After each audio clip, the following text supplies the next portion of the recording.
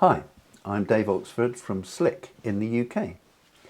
The goal of many people in this room is to persuade more people to use solar cookers.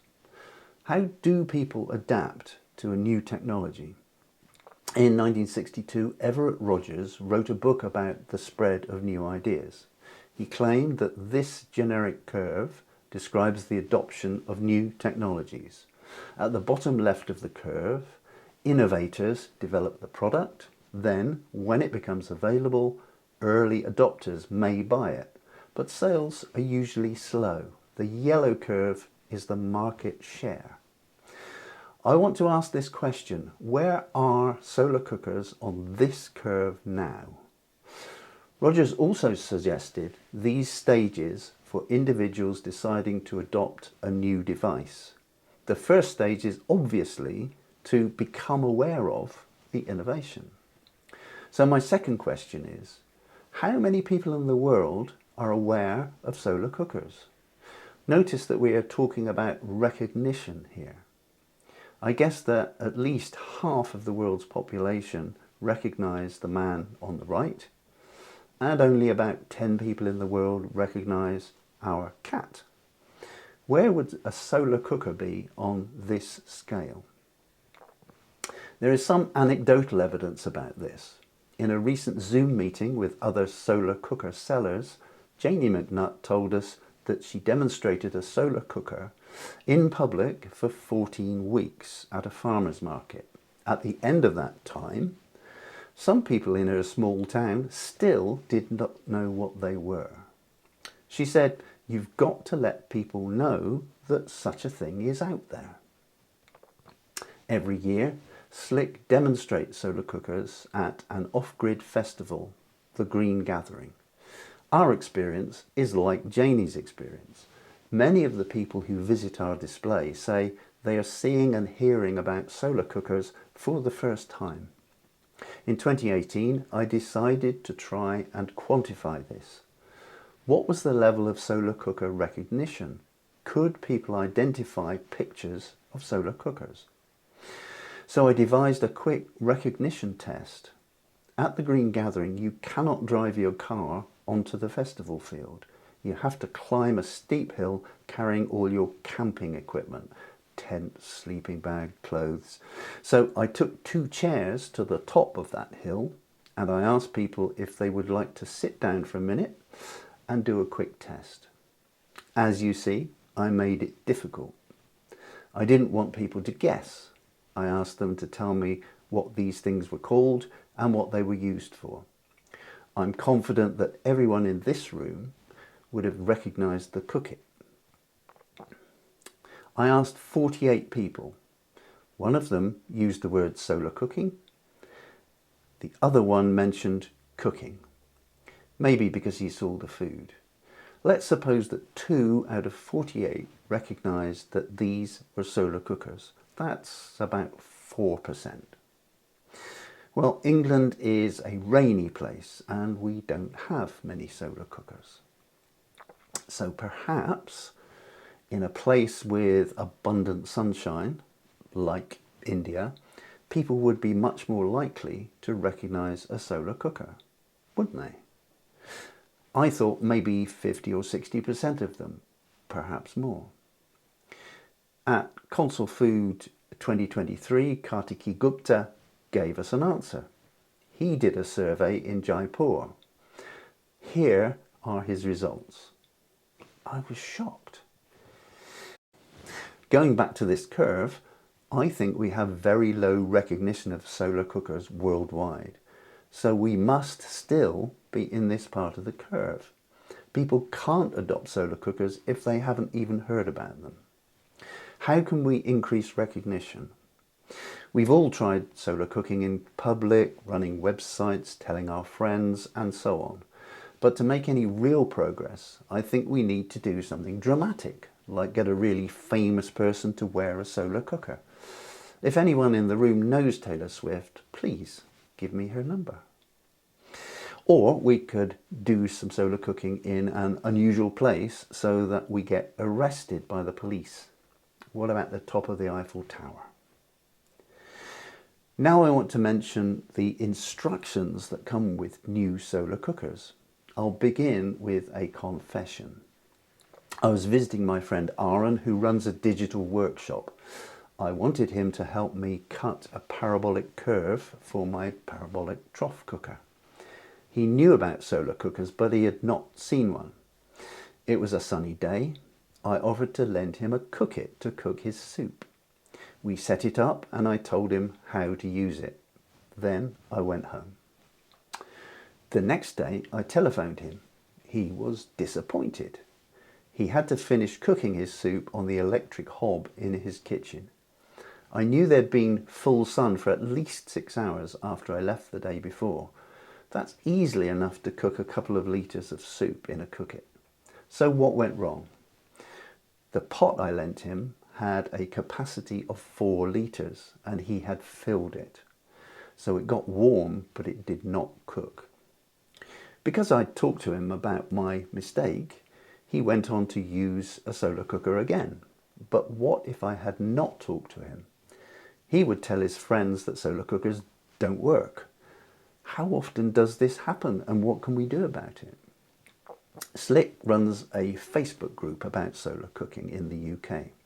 Earlier this year, someone joined the group and wrote this.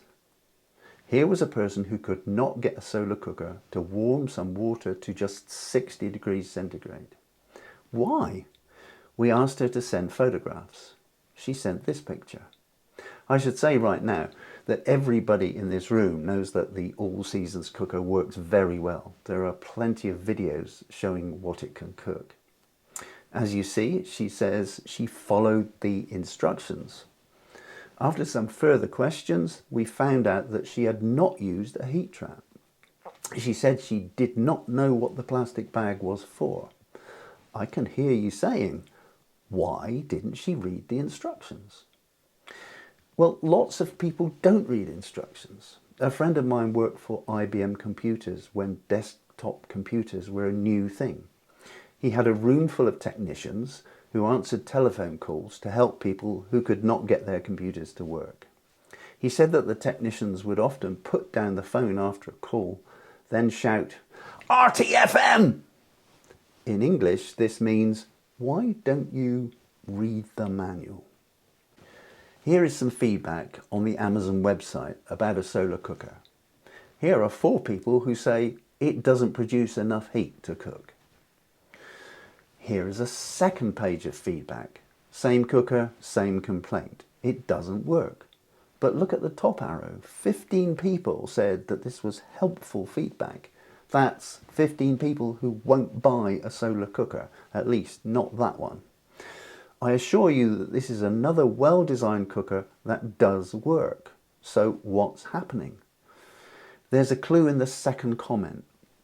This person is admitting that they did not use the heat trap. There are also pictures in 2 of the other reviews not shown here.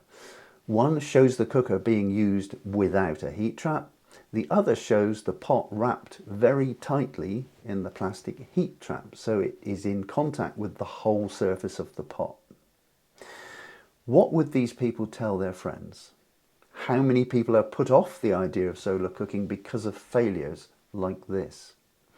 The solar cooking family has spent a lot of time and effort trying to promote solar cooking. What can we do to ensure that new solar cooks do not fail? It's obvious that people don't read instructions.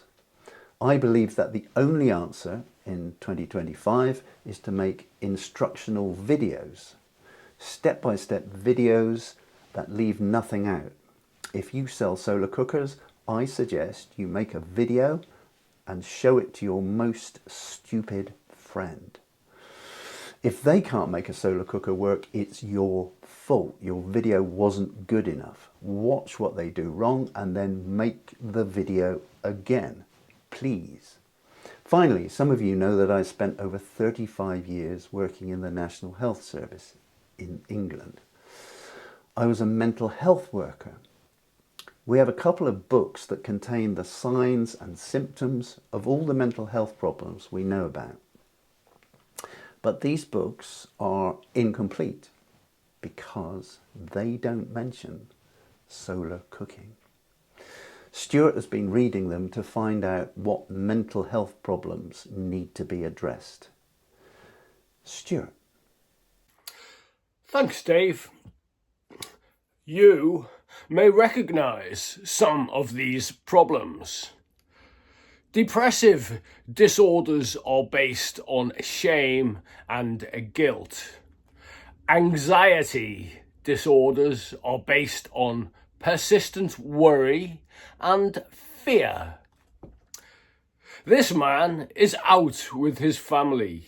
He should feel relaxed and content, but he feels guilty and anxious. Why? Look behind him. It's sunny outside. He thinks of himself as a solar cook. So why isn't he outside solar cooking? He is suffering from solar guilt. He is wasting the sunshine. He also feels anxious. Will he be able to solar cook this afternoon? Will it be too late? Maybe. But this is England, so it will probably be raining. He also suffers from cloud phobia, hoarding disorder, accumulating things and having difficulty parting with them. 15 years ago, this man read a book about solar cooking. He put a space blanket on a chair and some chickpeas in a black pot inside a Pyrex dish, and then he completely forgot about it for the day. When it got dark, he remembered his experiment. He found that the chickpeas were cooked through and the water was still warm. Then he got a Cook-It panel cooker. Then he got a parabolic cooker. And then he got a tube cooker. And now his wife makes him sleep in the spare room with all his toys. He has solar cooking hoarding disorder. Some solar hoarders in this room have more than 5 solar cookers. Obsessive compulsive disorder. You all know what this is. This man can't walk past a hardware store. He feels compelled to go inside and measure all the black pots to see if they will fit inside the Pyrex dishes. He suffers from cookset obsession disorder. Now, he is not allowed to enter into any of the local hardware shops anymore. Delusions. These are false beliefs that are fixed and not altered by conflicting evidence. This man really believes that if he thinks hard and for a long time, he will be able to design a perfect solar cooker. He is suffering from perfect solar cooker delusion. Nobody has ever designed a cooker like that. Well, maybe this man. So, you see, solar cooking leads to all of these psychological disorders. If you know anybody who happens to suffer from these conditions, tell them to seek help before it's too late. Thank you for listening.